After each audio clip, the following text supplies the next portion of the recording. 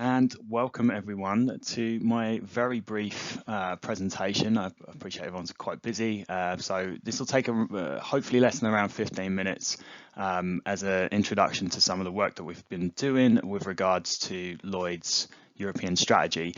This was using some academic, I guess, business models that have a kind of they have a broad applicability to the market. It helps us to analyze the market environment and then gives a structure for translating what is going into the market to the strengths and operational capabilities of Lloyd's, where there might be weaknesses in that we can develop, and then translating that again into concrete actions that we can take forward. So as I say, limited time to get through this, so I'll move through quite quickly. Standard disclaimer, obviously.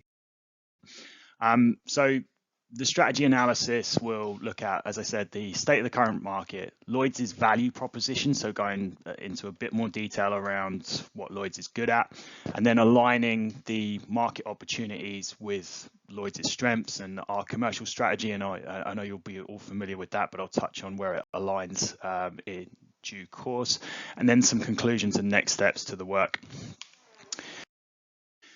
So many of you be familiar with a pestle analysis. I won't go into all of the details that are in there. You know, we're familiar with a lot of the European market dynamics. So it's very dynamic at the moment. We've got a lot of regulatory change, as seems to always be the way with the European Union, but specifically we're seeing tax harmonization in France. We're seeing increasing focus on tax avoidance, anti-tax avoidance measures, especially in Germany, kind of usual culprits with stringent tax regulations.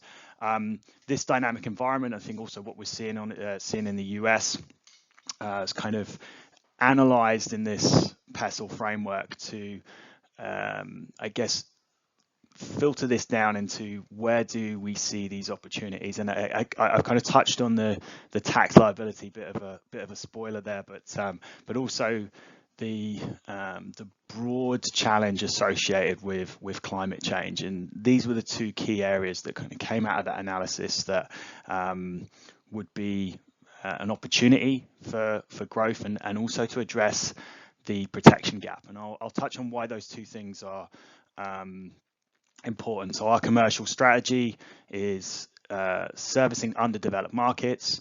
I've looked at that in the context of tax liability. We have an existing strong tax liability offering, and it's how do we kind of expand those capabilities, and then on the climate change side, familiar challenges. But first, to touch on the market environment, right? So transactional liability, there's limitations in how we can analyze this data, but from the available resources and some preliminary discussions with the market, this is still a really underserved segment, right? So the take up, so there's I think it was around 750, very approximately based on the EY data, transactional liability, mergers and acquisitions in Europe, which is one of the primary, the M&A space is one of the primary ways that we deploy transactional liability or the purchases of that cover.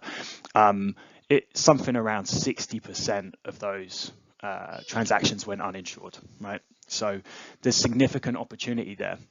We have to ask deeper questions around why that is, and we'll address those in the next steps. But at the same time as having this underserved segment, and I touched on this a minute ago, but there's also this EU tax harmonization, the complexity of the rules. We're seeing a lot of regulation coming into France as well around Pillar 2, which is increasingly onerous obligations on the reporting requirements of mid-corporate kind of entities, and therefore the risk is increasing, and yet the take up of the products is still really low. So that is a key opportunity, right? We've got capabilities and we've got a market opportunity there.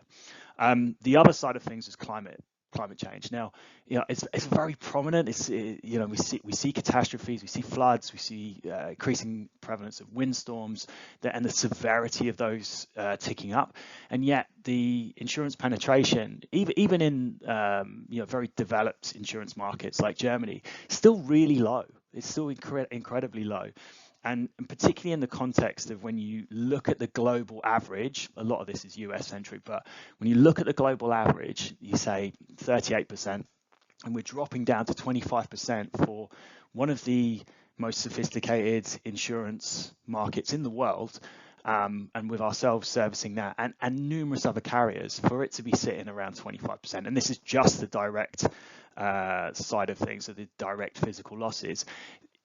This is a significant protection gap, and I think with our property treaty offerings and with the liability offerings we've got, and again I'll come to those in a minute, this is like a core commercial strategy alignment, right? It's kind of reflecting what we sort of already know. The analysis is, and I see that as a really good thing. The analysis is showing our strategy, our commercial strategy, is already on the right track. But how do we take some of these learnings and align them with Lloyd's value proposition? So to conduct this analysis, I've had to really summarize, so I would suggest read the review that I've also conducted, which will go into the analysis within the review that will go into the business model canvas in far more detail.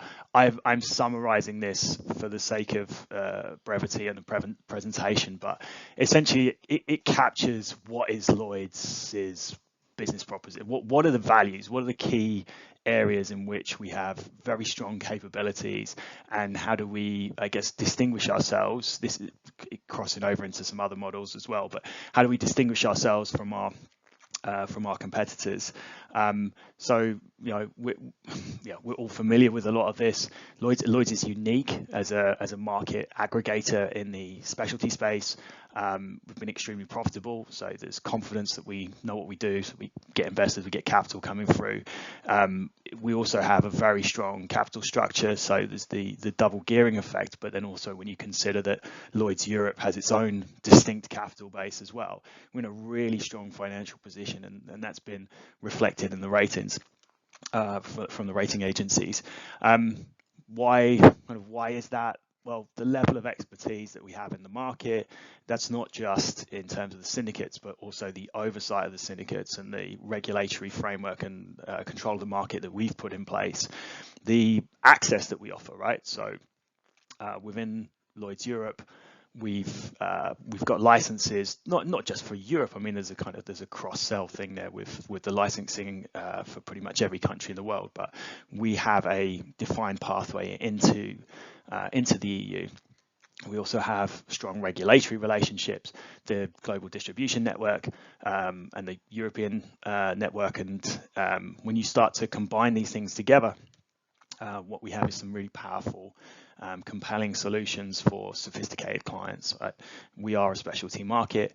If you have an unusual, complex risk that requires a bespoke solution, then you come to Lloyd's as a general rule, and that's a real strength of what we have. And we'll tie that back to the specific market opportunities that are there. So how do we kind of enhance this? What do we need to focus on? The technical depth, right? That expertise and the concentration of expertise and collaboration that you can get from a marketplace, again, is unique.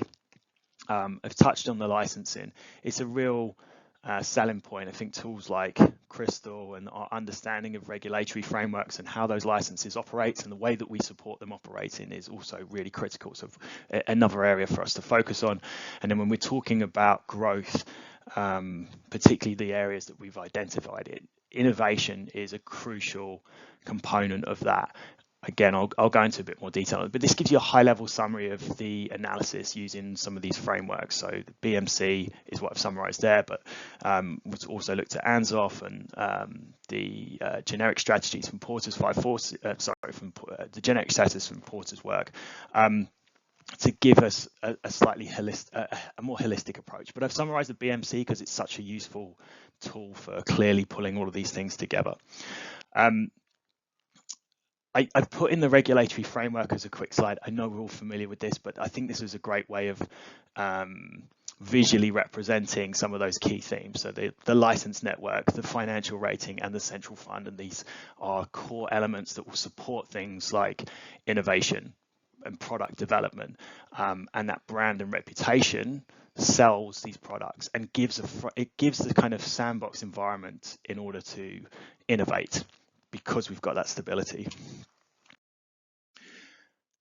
So this is kind of tying the pieces together so that we have alignment between what is going on in that market, what's going on in the market, what does Lloyd's do really well, and I've kind of also touched on where we need to develop our capabilities. The underwriting expertise, product development in transactional and climate liability products.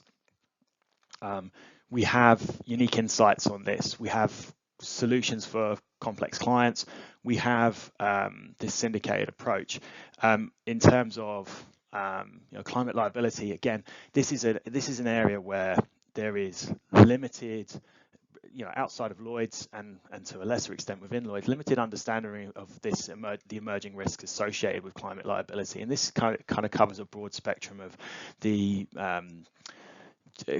more general liability implications for things like pollution, for things like a contribution to climate change, and you will have seen recent events, recent actions brought in Holland, Uganda, for example, where attribution for climate change is trying to be established in the EU, and the requirements around this and the social attitudes towards climate change and the regulatory frameworks are increasing, and the expectations are increasing, and therefore the liability and the exposures to the clients that we predominantly serve is becoming more material. There's an opportunity here to offer something, and I kind of touched on what we can do in the transactional liability space. Conscious of time, so I pulled that out on the slide. So the security of the brand makes innovation easier. We get the capital relief for banks and financial institutions, makes it really appealing to them to buy from us, and it's also attractive and sometimes a requisite for corporate buyers to have a rated security paper and better. Where do we need to improve? So but I think particularly if we talk about the climate liability space, the data and analytics around that, the modeling is really in its infancy, and we have an opportunity to invest in that because of the market structure. So bringing in expertise, using the expertise that's within the market.